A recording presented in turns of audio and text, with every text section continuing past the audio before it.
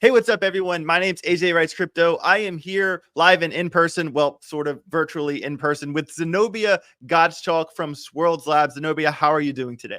I'm great. It is a beautiful sunny day in Georgia, just down the street from you, AJ. So thank you for I having love me. that. Yes, of course. Thanks for taking the time to do this. I really appreciate it. So, I have a lot to get to in this interview. A lot of questions. I'm excited for this. I'm a little bit nervous, but I think we're going to be fine. So, first off, I want to start off by asking, you're the SVP of comms for Swirlds Labs, and there's like this strange sort of relationship between Swirlds Labs and Hedera. So, can you explain that? Can you explain that? Yeah, so I'll do a little bit of history too, and if you bear with me, Okay. originally, we had a core team at Hedera, and that included the product development team, that included marketing, that included business development, and as we got to a point where we realized that there were other things that the Hedera ecosystem wanted to do and wanted to fund, it became clear that those should be separate organizations. So what we originally did was spun off some of the foundations. Those foundations received grants, they act independently. They include the HBAR Foundation, the Hashgraph Association, and the DLT Science Foundation. You all probably engage with some of them if you are working on grant applications or need support in terms of, some of the folks help out there in terms of building, helping builders with their applications, helping them develop that. As the governing council grew and we felt like there were enough members of the governing council for governance to work sort of standalone, we also spun out Swirlds Labs. Swirlds Labs does the marketing and some of the product development for the Hedera ecosystem and also functions independently. So you can think today about the network really being the LLC, which is governed by, today there are 29 governing council members. And then you have these other parts of the ecosystem that include Swirlds Labs on the product development and marketing side and include the foundations. And then, of course, the rest of the community is made up by the builders and the contributors and everybody who participates. Perfect. Okay. So, what honestly, in the very beginning, what attracted me to HBAR is the community, the HBARbarians, as they like to call themselves. And, it's funny in crypto. So just to give you some background on about myself, I was a writer for BitBoy Crypto for 2 years before I started doing my own content. Right. And he was the largest crypto influencer in the world, especially when during that main time I spent writing for him. So if we did a project review on Near or ICP or Phantom, whatever project we were looking at, I would get on the phone and talk to whoever from Phantom or from ICP. And I've talked to so many people very high up the ladder at a lot of different projects. And the common denominator from all of these people I've talked to, it always comes down to marketing for crypto.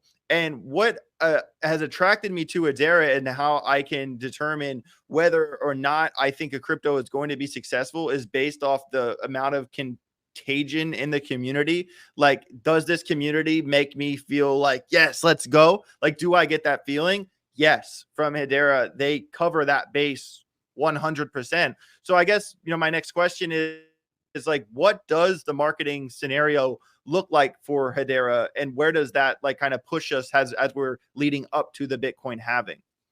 Sure. So, I think that, for example, my role has changed quite a bit since I first joined in 2018. I think at that point, it was really educating people on the differentiators, Hedera versus other layer ones. And I think similar to any other technology evolution over time, it has been telling the stories of what's being built on the network. Hedera has always had an ethos, and I think this is driven by Dr. Baird, who I have tremendous respect for, that we are going to market to our strengths. We don't try to bash other protocols. We firmly believe in interoperability, and we believe that multiple networks, multiple projects will succeed because that's the history of computing and network infrastructures since the beginning of time. And so our approach today is really, it's very pragmatic, and it's also very much based on how can we support and go out and tell the stories of the people who are building on the network. So that includes, I sat on the other side of the seat today and, did a couple of interviews with some folks who are building really interesting applications in identity, one on sort of digital twins, one on Okay. self-sovereign and decentralized identity this morning, getting those kinds of stories out from everyone in the community. That includes the person who, it's two folks in the sort of, typical garage that are building and growing. And that also includes our really big council members who are building massive scale applications in a variety of areas. And so our job is to educate the market today on how can you use this? Why is Hedera the best choice for your application? And who has come before you? Who's already doing this, where you can partner with them potentially by being part of the council or by being engaged in the community and really help to grow that utility. Because we are beyond the point in this industry where fluff and hype are getting people places, right? We have come to a reckoning, and the way that our industry grows and flourishes is by that utilization. It's by getting more people onboarded onto the network, more applications, utilizing the different network services. And, quite frankly, for me, hopefully we see those just happening in the background, right? The average consumer doesn't necessarily have to know that that application is powered by Hedera, but they are using it. And so, Right. I think you're starting to see that in these applications. And our job is to say, great, let's go tell those stories, and let's make sure that our marketing is based in facts and truth and in customer testimonials, because we know that those things stand the test of time. For sure. Yeah, it kind of reminds me of this old Joe Rogan joke he used to tell where if I dropped my friend off in the woods and he just went into the forest, like how long would it take him to send me an email? And I always loved that joke. And it's so true because especially as we kind of get towards, mass adoption in crypto, we always talk about those two words, mass adoption. I think, in my eyes, mass adoption is when people are using blockchain tech without even realizing they're using it. We don't need to know how to create an email to use That's it. right. Yeah, I don't need to know all the So email protocols, right? And what happens behind the right, scenes. I type, it exactly. goes, magic happens. We know that it all works, Yeah, but we are not so, I think the days of the sort of, Outlook wars or whatever email client it was, those are long behind us. And we need to learn yeah. those lessons and say, okay, in Web3, we need to apply those same things. Yeah, totally. So we had a little conversation before we went live on the stream here, and we wanted to talk about, the use cases for Hedera and for what you're working on. And I kind of want to put a little twist on that as well. And specifically, what is your priority of what the use cases that you guys are building? Like, what is your main focus for moving into next year? Sure. So, Hedera it is at the end of the day, it's a layer one, right? So it's really an Mm, application agnostic platform. But the mhm. areas where we see people saying, yep, this is the only platform that really meets my needs are those that have really high scalability and high throughput requirements. So we're seeing that across ESG applications, carbon marketplaces. We're seeing that across supply chains. We're seeing that across financial services and tokenization of real world assets. Those are the kinds of areas where they say, okay, yeah, I need something that can handle the scale of the application that I'm building and has the security that I'm used to as an enterprise. And then I think really importantly, these are now conversations with people who are saying, great, I have a budget, I have a cost of goods sold. You're asking me to put this in front of my CFO, and he's going to tell me, great, what is the cost if the application is somewhat successful? What is the cost if the application is hugely successful? And obviously that scales up. But Hedera is unique in that we are the only network where our fees are denominated in USD. So it is a fraction of a cent or a penny or a few cents per transaction. And that does not change. If the price of the cryptocurrency goes up and down, that does not change. So if you were to ask any CFO, okay, here's my model for what happens if my application is super successful, and you tell them, well, there's not only the change in price in terms of when we do way more transactions, but maybe tomorrow there's like 1,000x change in our cost of goods sold because we have to pay these way higher network transaction fees. Any CFO is going to tell you that's crazy. Go back to the drawing board. That does not make sense, right? You would be out of business, in some cases, if your fees go way up beyond the price of your application or the service that you're charging for people. So we're starting to see, and I will say we've had it for a while, but we're starting to see people say, yep, I have to build a real business use case. I have to build it within the constraints of a traditional company model. So help me do that. And, this cost of goods sold is just one piece of that. Right. Gotcha. So, I checked out your Substack.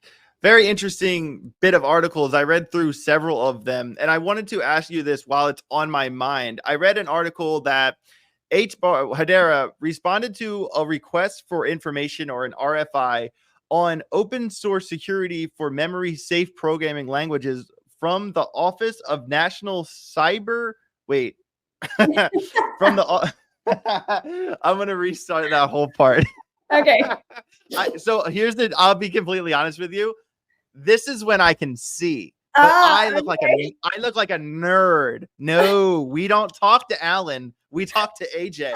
All right. Alan doesn't exist. Okay. So funny. So Zenobia, I saw on your Twitter page, I read over your Substack. There's a handful of really good articles on there. I actually spent a couple hours reading through them. And the one that caught my eye that I wanted to talk about, I saw the story break a week or so ago, but I wanted to ask you about it directly. It says, Hedera responded to a request for information, or an RFI, on open source security and memory safe programming languages from the Office of National Cyber Director, the White House, the Cybersecurity Infrastructure Agency, and a couple other agencies. The White House? That when I read that, I was like, okay, that's impressive. Can you tell me about like you responded to the RFI, like what that response entails, how you're helping the White House? So, yeah. Over time, agencies or government organizations, sometimes together, which in this case you see there was, I think it was CISA, the White House, a number of other agencies, will put out these requests for responses. And really what that means is they are saying, okay, we know this is an issue. We know this is something we need to address, but we're going to put out the call for the experts in the industry to tell us how they would approach it and what are the best practices for addressing it. You see this public-private partnership happening a lot in the cybersecurity side because, as you can imagine, private companies are under attack a lot, just as government agencies are, right? You see hackers from all over the world trying to compromise critical infrastructure in the US, trying to compromise some of our biggest brands, et cetera. So they do this on a regular basis. They will issue these, calls for responses, which is really the industry's opportunity to educate them on, hey, what are the things that you might want to think about? If you are trying to drive legislation or policy or best practices, or you're trying to drive initiatives within your agencies and organizations, how should you be thinking about it? And this one was related to open source software. There is a lot of concern around the security of different pieces of software, including open source software. How do we make sure that those lines of communication are open between public and private? How do we encourage best practices for making open source security, open source software more secure? So that was the gist of our response, right? We have a lot of expertise in open source software. Andrew Aitken is our chief open source officer. He actually comes from stints at the White House and Stanford and other open source projects, the Linux Foundation, et cetera. And so he's deeply immersed in that area. And so when you have an opportunity like that, it is really to say, here's the guiding practices that we believe that the administration should try to promote when they think about their policies related to open source software. Wow, that's extremely interesting. One, and two, like I'm sure. Were you the only blockchain layer one that got that RFI? No, so the RFIs are typically public. I think, what you don't see is you don't see that many blockchains actually responding to those, because that is, that does require that expertise, right? It does require, and Hedera has an entire policy page where you can see we've responded to a number of these from various different offices. But we're trying to say, look, this is an infrastructure discussion, right? This is when you're thinking about blockchains and DLTs, you're really thinking about the compute infrastructure that's going to drive the next generation of the web, of commerce, of national security.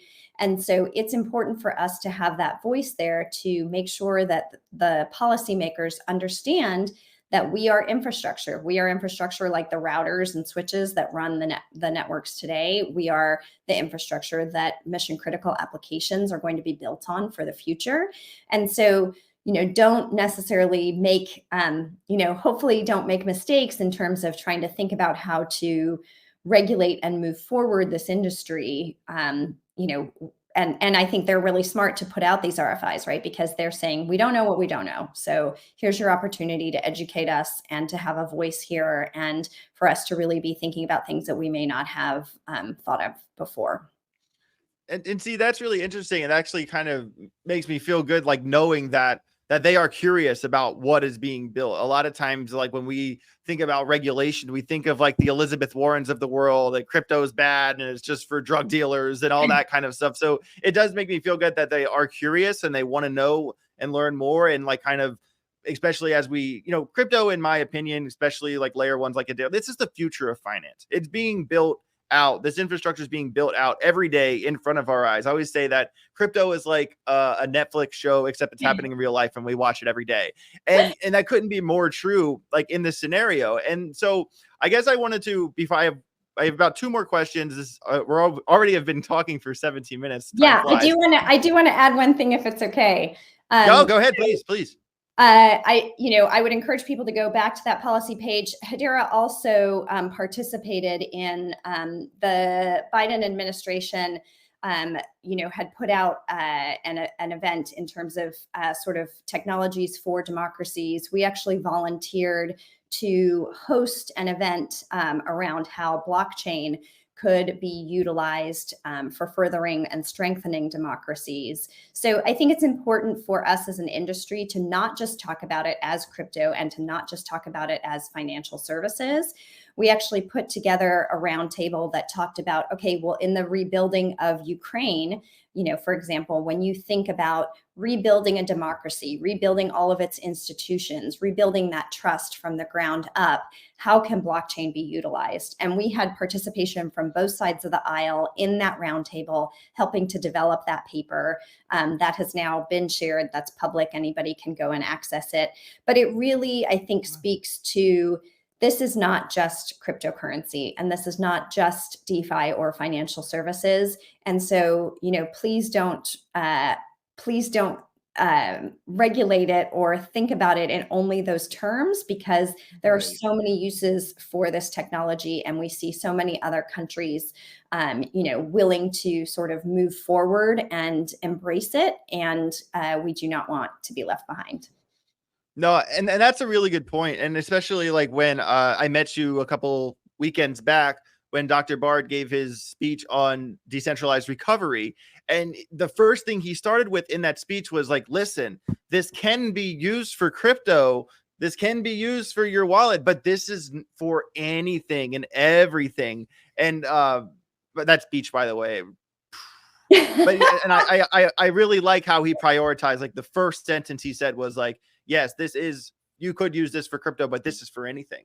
And that's kind of opening up that scope of what's possible. And I get what you're saying. You don't want to kind of be put in this sector of financial services only. Like what you guys are building, it goes beyond the financial sector for miles. Well, and it's not, it's not just what we're building. We see all these applications today being built, right? We see applications in healthcare where it is making healthcare records more transparent. We see applications in identity where it's allowing you to not necessarily have to give all of your data to everybody who asks for it. You can do decentralized identity and some pseudonymization so that you can be credentialed without having to say, sure, here's every piece of information that you may then put at risk.